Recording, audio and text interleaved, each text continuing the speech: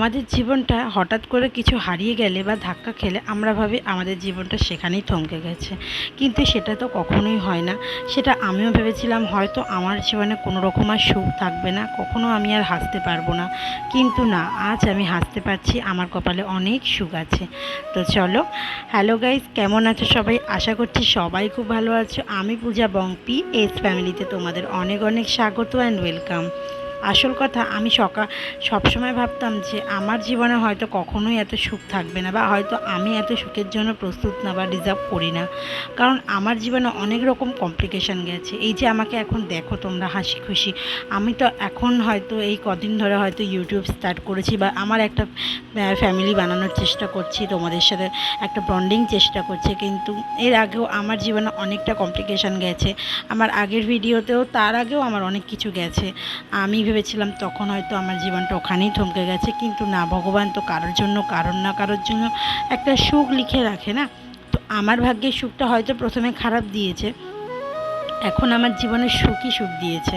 কারণ জানো, এই যে আমার সুখের কারণ হচ্ছে ওই যে আমার ছোট্ট সাক্ষ্য। আসল কথা, ওই বাচ্চাটার জন্য আমি আমার জীবনের অনেক কষ্ট করেছিলাম। হ্যাঁ, হয়তো তোমরা ভাববে যে বা প্রত্যেকটা মাই তার বাচ্চার জন্য কষ্ট করে, কিন্তু না, আমার কষ্টটা একটু অন্যরকম ছিল। আসল কথা, আমি একটা মিসক্যারেজ হয়েছিল আমার অনেক আগে, মানে সাক্ষ্য হওয়ার আগে একটা মিসক্যারেজ হয়েছিল, সেটা 8.5 মাসে হয়েছিল। তোমরা একটা বুঝতেই পারছো, একটা মেয়ের কাছে তার প্রথম বেবিটা মিসক্যারেজ হয়ে যাওয়া বা মারা যাওয়াটা অনেকটাই মানে কষ্টের ব্যাপার। তো সেখানে আমি ভেবেছিলাম হয়তো আর আমার জীবনে কিছু থাকবে না, কিন্তু তারপর ভগবান আমার জন্য তো সুখ লিখেই রেখেছিল। আমি ভেবেছিলাম হয়তো লিখবে না, কিন্তু লিখে যে রেখেছিল, সেই জন্যই আর কি আজকে আমার জীবনে আমার সাক্ষ্যকে ফিরিয়ে দিয়েছে। আমার সাক্ষ্য এখন আমার এতটা বড় হয়ে গেছে যে দেখো কত কাজ করতে পারে সেই সাক্ষ্য। একটা ছোট্ট সাক্ষ্য আমার অনেকটা বড় হয়ে গেছে। যখন ও আমার পেটে ছিল তখনও ডাক্তার অনেক কিছু বলেছিল, যেটা সাক্ষ্যর মধ্যে অনেক রকমের কমপ্লিকেশান থাকবে। আমার হাজব্যান্ডকে ডেকেও বলেছিল, ওকে বন্ড পেপারে সাইন করিয়েছিল, বলেই দিয়েছিল ওরা কোনো গ্যারেন্টি নিতে পারবে না, বেবি কেমন হবে না হবে সেটা ওরা বলতে পারবে না, বেবির মধ্যে অনেক রকম কমপ্লিকেশান হতে পারে। কিন্তু বিশ্বাস করো, আমি শুধু মনে মনে একজনকেই রেখেছিলাম, তা জানতাম সে আমাকে একবার নিরাশ করেছে, সেটাও আমার দোষে, কিন্তু বারবার তো সে আমায় নিরাশ করবে না। সে আমাকে একদিন না একদিন সুখ দেবে, আর যে যাকে দেবে তাকে পরিপূর্ণভাবে দেবে। আর সাথে বলে সত্যি, তাকে আমি এতটা মনে প্রাণে ডাকি, এখনও অবধি তার কাছে আমি এতটাই অনুতপ্ত যে কি বলবো। সে আমার ওপর অনুগ্রহ করেছে, তার জন্যই না আমি আজকে সেই একটা সুন্দর সাক্ষ্য আমার পেয়েছি। আমার ছেলে, আমার সত্যি ও যখন হবে, ডেলিভারি রুমে ছিলাম আমি, তখনও আমি অনেক ভয় পেয়েছিলাম যে কি না কি হবে, কি হবে, কি হবে। কিন্তু বিশ্বাস করবে না, ও যখন হয়েছিল পরিপূর্ণ মানে সুস্থ একটা বেবি হয়েছিল, আর আজ তোমাদের সামনে সুস্থ, ও ভালো আছে। তোমরা আশীর্বাদ করবে যেন আগামী দিনগুলোতে ও সুস্থ থাকে, ভালো থাকে।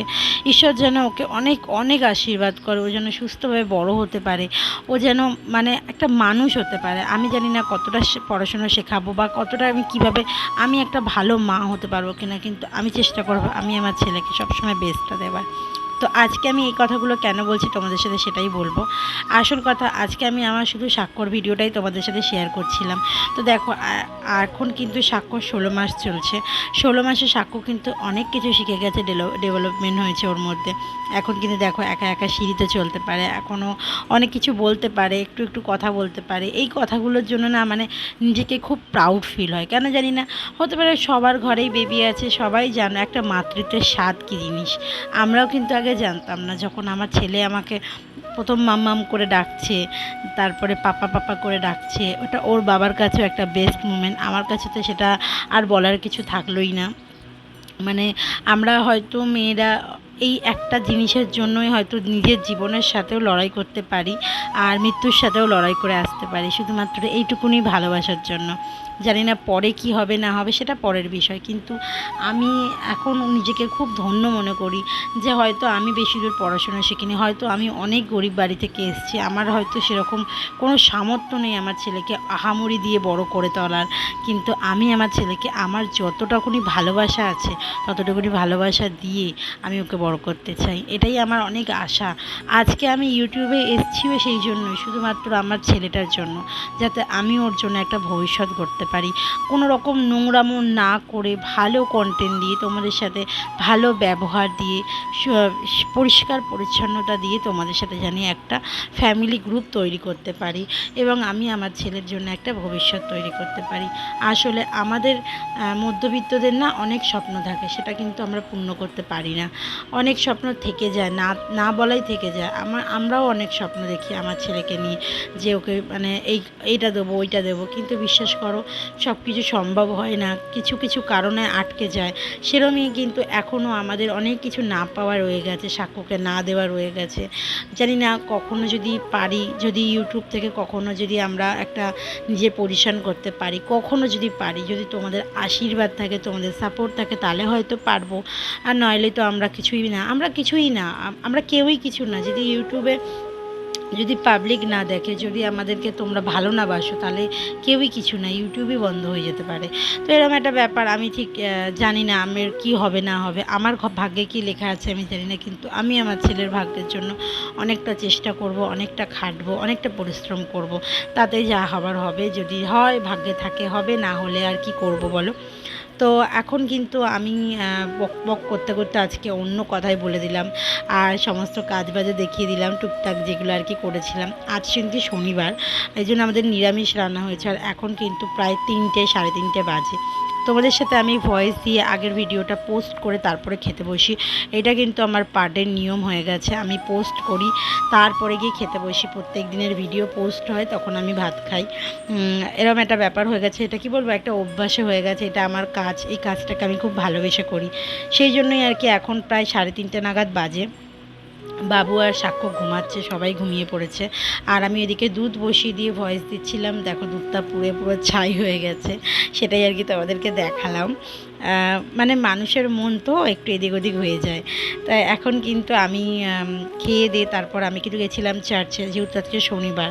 তোমরা জানো আমি শনিবার করে চার্চে যাই, আর আজকে কিন্তু সাক্ষ্য উঠে গেছিলো, সেই জন্য ফোনটা আমি বাড়িতেই রেখে গেছিলাম, আর এই জন্য ফোনটা নিয়ে যাইনি। এখনও কিন্তু আমি বাড়িতে আসিনি, এটা ও পাপা তুলছে ভিডিওটা। আর সাক্ষ্য কান্নাকাটি করেনি, ও মোবাইলে গান শুনছিল শুয়ে শুয়ে। দেন তারপরে খেয়ে দিয়ে দুধ টুধ খেয়ে তারপরে এখন খেলা করছে। আমি তারপরে চলেই আসি, 6:30টার ভিতরেই চলে আসি। তো ও আমাকে দেখে তো অনেকটা হ্যাপি হয়ে যায় আর কি। অনেকক্ষণ দেখেনি, 4:30টার সময় গেছি আমি, 6:30 অবধি গেছি। বিশ্বাস করো আমি যে 2 ঘন্টা ছিলাম না, ও যে ঘুমিয়ে থাকে তখন আমি নিশ্চিন্তে বসে থাকি, কিন্তু ও যে জেগেছিল, আমি যে ওকে দেখে গেছি ও জেগে আছে, ও পাপার সাথে আছে, মানে পাপার সাথে আছে, তাও আমার জানি মনের ভেতরটা না শুধু এখানেই পড়েছিল। আমার না সর্বাঙ্গ সর্বাস্ব মনে হয় আমার ছেলের মধ্যেই পড়ে থাকে। সব সময় আমার যদি দেখি যে ও জেগে আছে বা কিছু, আমার ওর মধ্যেই সবসময় আটকে থাকে জীবনটা। তো অনেকখানি ভালোবাসি, আমি সত্যিই ভালোবাসি অনেক আমার ছেলেকে। যখন আমার ছেলে ভিডিওগুলো দেখবে, যখন বড় হয়ে যাবে, তখন বুঝবে যে ওর মা ওকে অনেকটা ভালোবাসতো। জানি না পরে কি হবে, কে কখন বেঁচে থাকবো কি না থাকবো, কিন্তু এই ভিডিওগুলো হয়তো থেকে যাবে, হয়তো আমার ছেলে কখনো দেখবে। তো এই জন্যই আর কি। তো এখন আমি কিন্তু চার্চ থেকে চলে এসেছি, আর আজকে কিন্তু চার্চের কোনো ভিডিও তোমাদের সাথে শেয়ার করতে পারলাম না।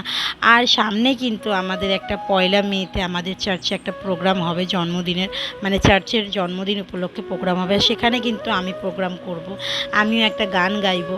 তো তোমরা অবশ্যই সেই ভিডিওটা পাবে, অবশ্যই সেই ভিডিওটা দেখো। আর এখন কিন্তু সাক্ষ্যকে খাইয়ে দাইয়ে আমি সন্ধেবেলা বাইরে বার করে দিয়েছি। বাইরে খুব সুন্দর হাওয়া দিচ্ছিলো, তাও ওর ঠাম্মি পাখার হাওয়া করছিল যাতে মশা না কামড়ায়। আর আমাদের বারান্দা বাইরের ঘরের সামনেটা অনেকখানি জায়গা থাকে, এই জন্য আমরা কিন্তু ঘরের সামনেই বসি। আমাদের তো ছাদ নেই, এই জন্য ছাদের মধ্যে আমরা বসতে পারি না, আমরা নিচে এসে বসি। তো আমি কিন্তু ঘরে চা খাচ্ছিলাম, এখন প্রায় 7:30 বাজে।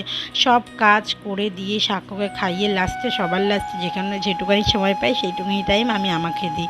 আর সামনের মাস থেকে আমিও নিজের জন্য একটু টাইম বার করে একটু জিমে যাব, একটু ওয়ার্কআউট করব। তোমরা সবাই জানো আমি অনেকদিন ধরে বলছি যে আমি মোটা হয়ে যাচ্ছি, মোটা হয়ে যাচ্ছি, কিন্তু সময়ের অপেক্ষায় হচ্ছে না। বুঝতেই পারো যে একটা হাউসওয়াইফ, এখন আমি হয়ে গেছি হাউসওয়াইফ।